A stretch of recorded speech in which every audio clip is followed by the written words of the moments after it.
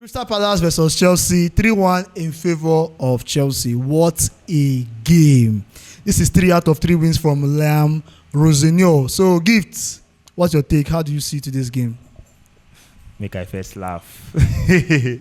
Make I first laugh. But it was a good game. Good game for me. The performance was quite okay today, at least better than our past 2 games. I saw a different spirit from the boys and I'm happy. At least getting the 3 point alone, I was very, very okay. Like when people were talking, just they play, just they do this, just they do that. But I just thought, say, make una just give me 3 points too, even though I won't play rugby. As far as I say we don't top Man U, we don't top Liverpool. Now my joy be that. As far as I say we aim to top Aston Villa, to reach Man City. Now my joy be that. But for now, for the fact that we get this winning against Crystal Palace for Selhurst Park, now very good. Like very, very good thing now we do to ourselves with this because it shows signs say indeed we dey grow. At least no be all those time we say games we supposed to kill like this. We go see Cryer kill this game early. When you kill them early enough, your opponents they no go get that chance to one can strike you back. As we kill the game early, it don't give us advantage. The time we say all those mistakes come, we don't already dey far ahead. You know if we come back 3 goals like that now. The game was like I just enjoyed the game. Nobody said they really do anything too special. Even from when they play the first half. When all of us they watch now, me and Mr. Peters, only when they play, as it all say, try this match, these boys from Badiashile to go they make mistake for Mateta to score. See the wonderful save from Sanchez. I just be like, say, chai, oh man, now so we won't lose against Crystal Palace.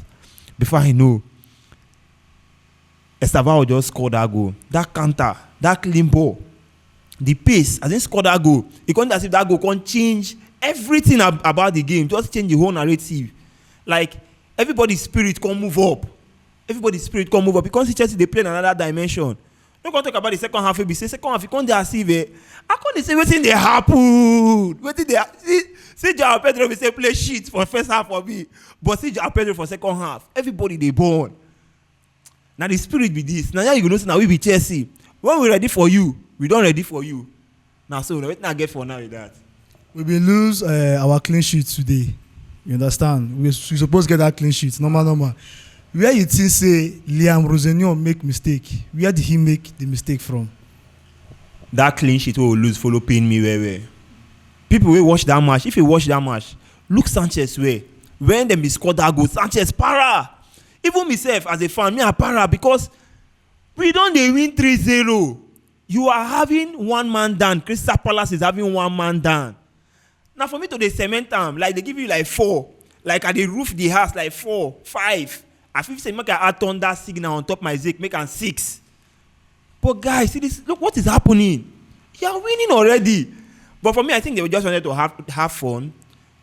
The coach making the substitution, yes, we know it was quite a bad substitution. Quite a bad one in the sense that he had more of defenders in the pitch. Less attackers and more defenders. Everybody there, we had 80% of static players. That is no flexibility. Aside Gittins, there's no other flexible player. Just a little of Enzo and who will I call again? The rest are quite static. They bring Hato, they bring Fofana. Who again he bring himself? Gittins they flexible. They bring Gusto. Yes, even though Gusto they flexible, small but that flexibility we lacked it when we were already leading the game.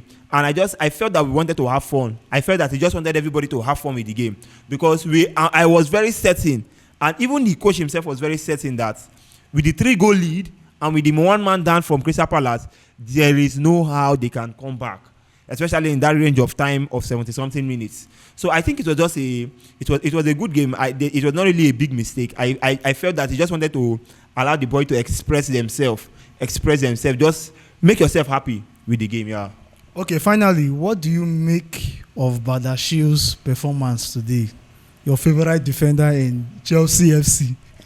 You know, say that favorite defender we call now. I feel carry you go court now, and I go. The case said they don't even need a join them. Like at that day when they judge the case, that they don't sentence you to life imprisonment. The truth was that I was not expecting Badiashile. Yeah, I was not expecting Badiashile. But I'm still very happy that at least he tried. If I'm to rate him in the game, I can give him a 50. A 50-60. Yeah. He shake well for that game. Exactly. I'm not saying shake, but the fact that the coverage they grab. So we don't go to hit on her like that. Why? Because he already had that giant. And he was also having a huge support from Andre Santos. So having that giant like Chaloba covering your lapses and having Santos still falling back constantly to cover your lapses, that was so much. But I will not say he really had a good game. It was, for me, I would say that was just an average performance from Badiashile. That was an average performance. I will not really call it a poor performance. It was an average performance from him. But he has to step up his game. And I'm not seeing him being part of the Chelsea's first team. I'm just, yes, even now, even in the future, I was surprised that Rosenau had to start him. I guess why he had to start him was because we have a game against Napoli in the Champions League during the midweek. So the game was not really bad, but his mistake, yes, were very obvious. But see, yes, there were times he also had a good ball. He gave good passes. He also had a good tackle. So I also appreciate that. I think it's not really a bad one from Badiashile, but it's an average performance for me. Yeah. Another yellow card given to Moses Caicedo in today's game. Do you think the indiscipline of Caicedo is becoming too much currently now? Because he's like 7 yellow cards this season only, and he has had a couple of red cards too. So what do you think of Moses Caicedo and his indiscipline nowadays? More Caicedo, like the guy nearly give me high blood pressure. Do you know what it means that you are having yellow card in the 20th minute of the game? Game just starts with the first 20 minutes. You don't go get yellow card.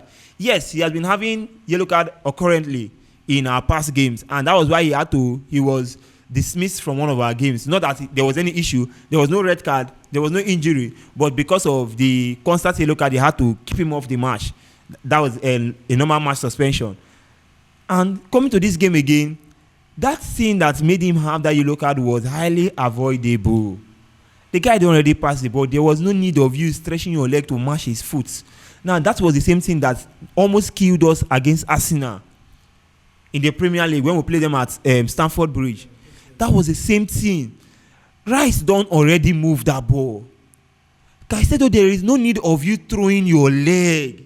That leg where you throw now, your boot can't show. And exactly the same thing would have occurred here. If not that this one, his boot was a bit lower. Okay, take a look at the situation again. Look at Watson. Look at Watson.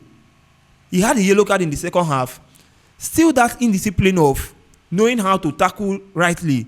It occurred to a red card. That's having 2 yellow cards. And even from the first half, Caicedo would have had a red card because he still made another unnecessary marking. That was too aggressive. I just feel that the coach should talk to him. Yes, we know that most times the aggressive marking helps a lot. That's in aggressive marking. It help us well. Because sometimes we just need that force. Okay, look the people now. Look field now. Look who they. You know, so you get some teams where we say sometimes the attackers, they support the midfielders, they support the defenders with that aggressiveness. But when you check Chelsea, we get less aggressive players when it comes to making right tackles. You know, so the way Enzo they run for the field. You know, so the way Joao Pedro, Estaval, all of them, the way they run.